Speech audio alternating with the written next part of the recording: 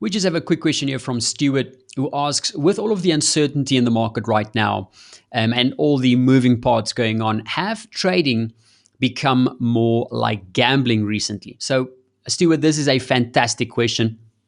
And I think this question addresses a very important point regarding conviction as well as confidence in our trading. Now, it is certainly true that times like this are trickier to navigate, but it is also an extremely valuable time for shortening our learning curve, as there's so many market dynamics in play right now that you're basically exposed to a vast array of micro fundamentals in a very short space of time. So it's a great time for learning to see exactly how different markets correlate to each other, and how the different markets basically affect each other, especially when we see divergences when we're not expecting to see them.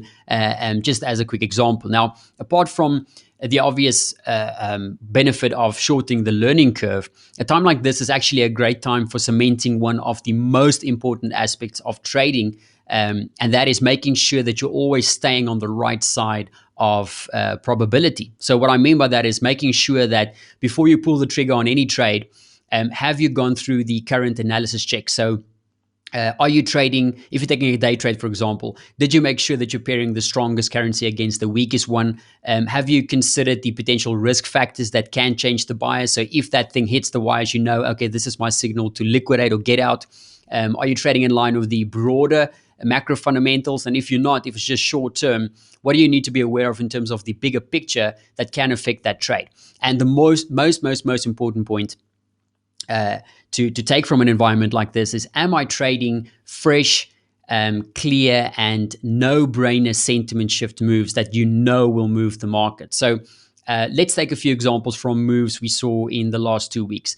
Now, if I just quickly look back, there's basically two very clear and tradable opportunities that I traded, which offered both a high conviction as well as a high probability trading opportunity for me personally. The first one was last week's German Constitutional Court ruling, as it relates back to the euro.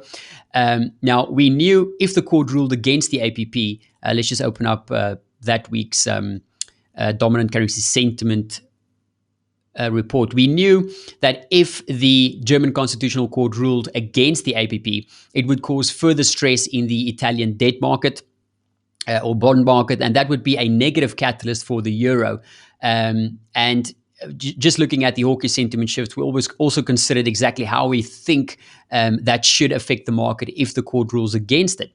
Now, that event created a couple of great opportunities in something like the euro versus the US dollar. If you didn't catch the very first move to the downside, of course, you could have waited for a pullback and re-engaged the market to the downside. So in one particular day, you could have had two great trading opportunities just from that one event. We knew it was going to happen. It was scheduled. We knew what the outcome would be if it came out that particular way. So a great example of a high conviction, fresh, clear sentiment shift in the market. The second one was from Wednesday when we had Fed Chair Powell's speech. Now, the big focus, of course, was on negative interest rates. We knew that there was a lot of focus being placed on negative interest rates by the markets, with some markets pricing in the possibility of negative interest rates in terms of OIS pricing. And we knew that he might be asked about that in his speech, even though he didn't mention it, of course, in his opening remarks. We knew that if he's going to be asked about it later in that speech, and he came and his tone comes in, explicitly against it, that would be very positive for the dollar. And we knew if he came out, having a softer tone with regards to it, that'll be more negative for the dollar. So when the bomb finally dropped and he said that, it's not something the Fed is looking at, it's not something they haven't changed their mind about it, we knew exactly what reaction it would have on the US dollar. And there were actually a couple of great tradable opportunities resulting from that.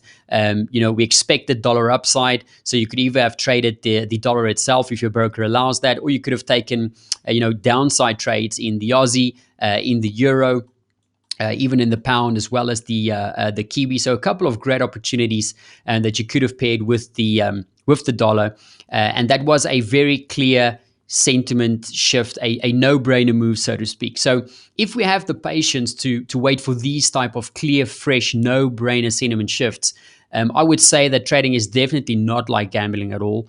If we're just jumping in, on any type of sentiment, without knowing how it will affect the market, of course, that is starting to lean more towards